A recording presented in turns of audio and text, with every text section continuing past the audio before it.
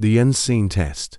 Thomas Mitchell, a man whose fortune was built on steel and unwavering cynicism, sat motionless in his leather armchair. His eyes, half-lidded, watched with feigned slumber as a 6-year-old girl, Jasmine, entered his home office, her hand tightly clasped in her mother Diana's. It was late, and the two had arrived for their nightly cleaning shift, as they had for the past 2 years. Jasmine, small and curious, wore miniature pink gloves, a gift from her mother meant to make her feel like an essential part of the team. The sight before them would have tempted a saint. The heavy-duty safe, usually a sealed fortress, stood wide open, its interior a chaotic sea of cash, piles of $100 bills, more money than most people saw in a lifetime, spilled onto the polished mahogany desk. Thomas had meticulously orchestrated this scene. He had recently discovered that his business partner, man he considered a brother, had embezzled $3 million. His trust in humanity, a fragile thing to begin with, had been shattered. This was his test, a simple, cruel experiment to see if a single honest person existed. As Diana began wiping down the bookshelves, her focus absolute, Jasmine's bright eyes caught sight of the desk. She let go of her mother's hand and approached the mountain of money. Thomas's breath hitched, a familiar knot of disappointment tightening in his stomach. He braced himself for the inevitable, for the small, greedy hands to reach out and snatch a bill. But what happened next was a moment of pure, unexpected paralysis. Jasmine didn't touch the money. Instead, she noticed that the stacks were uneven, the bills facing different directions. With the innocent focus of a child at play, she began to carefully organize them. Her little fingers, encased in pink fabric, worked with impressive delicacy, separating the bills by denomination and stacking them with the precision of a seasoned accountant. "Mommy," she whispered, her voice barely a breath. "Mister." Thomas' money was all messy. "I tidied it up, just like you taught me to do with our coins at home." Diana turned, startled, and then horrified. "Jasmine, you can't touch the boss things," she hissed, rushing over. "But it was messy, Mom," the girl replied, looking up at her with complete transparency. "He'll be happy when he wakes up and sees everything neat." A strange, unfamiliar warmth spread through Thomas' chest, a feeling so profound it made his throat tighten. This child, who had likely never held more than a $20 bill, had seen a fortune and chosen to bring order to chaos instead of taking a single penny. She hadn't tried to hide it, she had proudly shown her mother her good deed. The simplicity of her act was more powerful than any sermon. In the weeks that followed, Thomas watched the mother and daughter from a distance, a silent observer of their lives. He learned that Diana worked her full-time jobs, cleaning his office building at night and the doctor's clinic in the morning. Jasmine was always with her, doing homework in waiting rooms or playing quietly in the corners of empty offices. Thomas was most impressed by the lessons Diana instilled in her daughter. He often heard her say, "We always return what isn't ours, even if no one is watching. Our honesty is worth more than any money in the world." Moved by their integrity, Thomas began to discreetly increase Diana's salary. He instructed the HR department to justify it as a classification adjustment, an anonymous gesture of gratitude.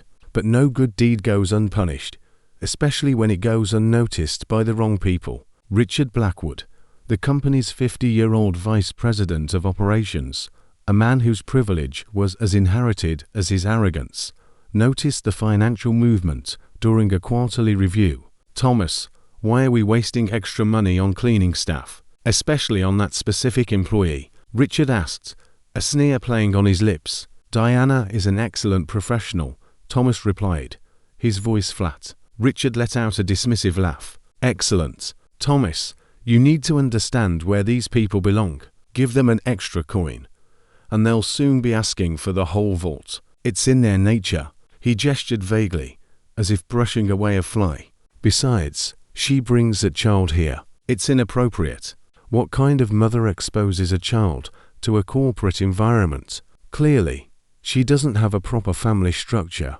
Thomas felt a cold fury rising within him. Richard, the son of one of the company's founders, was a man whose prejudices had always been tolerated, because of his family's influence. That very evening, Thomas witnessed something that solidified his resolve. He watched from his office camera as Richard, staying late, cornered Diana in a hallway. "Listen carefully," Richard said, his voice low and threatening.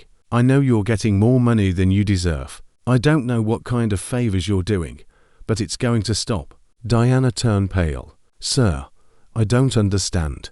"Of course, you don't," Richard sneered. "People like you never do. You just take what you're given and keep quiet. Now get that child out of here." "This isn't a daycare center." Jasmine hid behind her mother, clutching her leg, frightened by the aggressive tone. Diana hugged her daughter protectively. "Sir, I am just doing my job. Your job is to clean and be invisible. Nothing else." Watching from his desk, Thomas felt a deep, purifying anger. Richard had not only insulted Diana, but had frightened an innocent child. He had crossed a line, and Thomas knew that passively watching was no longer an option. The very next morning, Thomas placed a call to Marcus Kuhn, a former FBI investigator and corporate security expert who had helped him with the embezzlement case. "Marcus, I need you again," Thomas said. "This time, it's about institutional racism and abuse of power. I need solid evidence on Richard Blackwood." Marcus' voice on the other end was a low chuckle. "That daddy's boy. That'll be easier than stealing candy from a baby. Guys like him always leave a trail." The days that followed were a meticulous game of cat and mouse. Richard, emboldened by his perceived power, escalated his campaign of intimidation. He went to hour with a list of fabricated complaints, claiming Diana was a frequent offender. Thomas, using the very security system Richard had approved to monitor employees, began to record every word, every lie. Then, Richard crossed a line from psychological warfare to outright criminality. Thomas intercepted a message from Richard, organizing a staged theft to frame Diana. Richard planned to plant a valuable object in her cleaning cart, and then discover it, publicly humiliating her and forcing her dismissal. Thomas felt the blood drain from his face. Richard wasn't just a bigot, he was a predator. He was going to try and destroy this family. Thomas looked at Marcus with a grim smile. "Let him try. The further he goes, the harder hell fall." On a Tuesday evening, Richard executed his plan with the arrogant confidence of a man who had never faced consequences. He secretly placed a $15,000 Rolex watch in Diana's cleaning cart, then waited, watching from his office. At 8:20 p.m., he descended to the main office, where Diana was cleaning while Jasmine did her homework. He brought 2 security guards with him, his face a mask of false authority. "Mrs. Jefferson," he said, his voice dripping with condescension, "we've had reports of missing items. I need to check your supplies." He walked directly to the cart, pulling out the watch with a flourish. "Ah, how interesting. This is a $15,000 watch that went missing from Mr. Mitchell's office." Diana gasped, her face turning ashen. "I have never seen that watch in my life."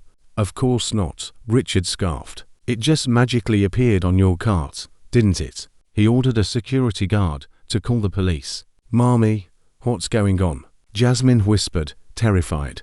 "Don't worry, sweetheart," Diana said, her dignity a stark contrast to his cruelty. It was at that moment that Thomas appeared at the door, followed by Marcus and 3 journalists. "Richard," Thomas said, his voice chillingly calm, "I think you should hang up that phone." Richard's smug expression faltered.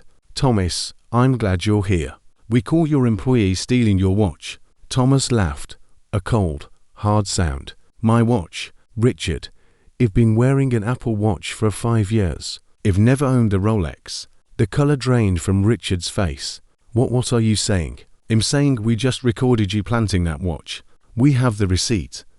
And we have multiple angles of you placing it in the cart to frame her." Marcus stepped forward, his tablet displaying high-definition footage of the entire act.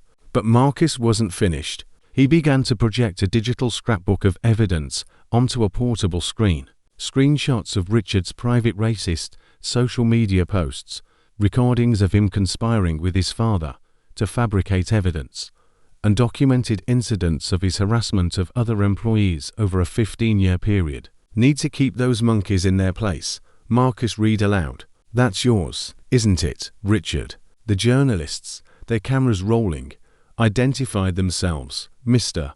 Blackwood, would you like to comment on this evidence of systematic racial discrimination and conspiracy? Richard tried to speak, but no words came out. His world was crumbling. You have the right to remain silent, Thomas said, his voice devoid of emotion, because anything you say will be used against you, not just by the police who are on their way, but also by the press, the company board, and Diana's lawyers. The police arrived moments later, but it was Richard who was placed in handcuffs. As they led him away, his face a mask of defeat, he made one last pathetic attempt at defiance. My family has influence. Marcus smiled, a chilling finality in his voice. Had, an hour ago, the board voted unanimously to force the purchase of all Blackwood family shares. Your father just called, asking to be removed from the company's contact list. 6 months later, Diana Jefferson walked through the halls of Mitchell Enterprises, not as a cleaning lady, but as the new director of human resources, a position Thomas had created especially for her. Her first act was to establish a scholarship fund for employees' children. The first beneficiary was Jasmine. Jasmine, now 7, attended the best private school in town and often ran through the office after school, her laughter echoing down the halls. Mommy, can I show Ma? Thomas my drawing? She would ask. Richard Blackwood, on the other hand, was living a completely different reality. After serving 18 months in prison, he was released to find his reputation utterly destroyed. No reputable company would hire him. His wife had divorced him, and his children had changed their last name.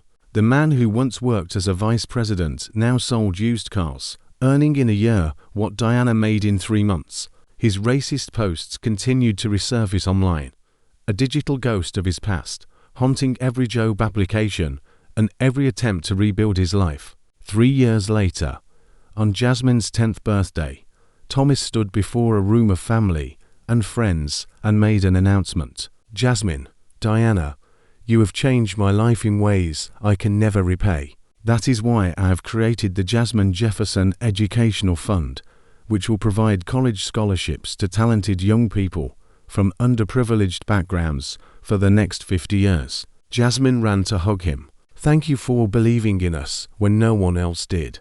Thomas smiled, looking from Jasmine to Diana, then back again. He had started his journey believing in nothing but profit. Now he understood that true revenge was not destroying Richard, but building something so powerful and good that it would become a living testament to the very decency Richard had tried to annihilate. He had turned an ordinary company into a symbol of social justice, creating opportunities for hundreds of people and proving that integrity leads to genuine prosperity. The honesty of a 6-year-old had taught him that the best response to hatred is love and action, and that sometimes the greatest lessons come from the most unexpected places.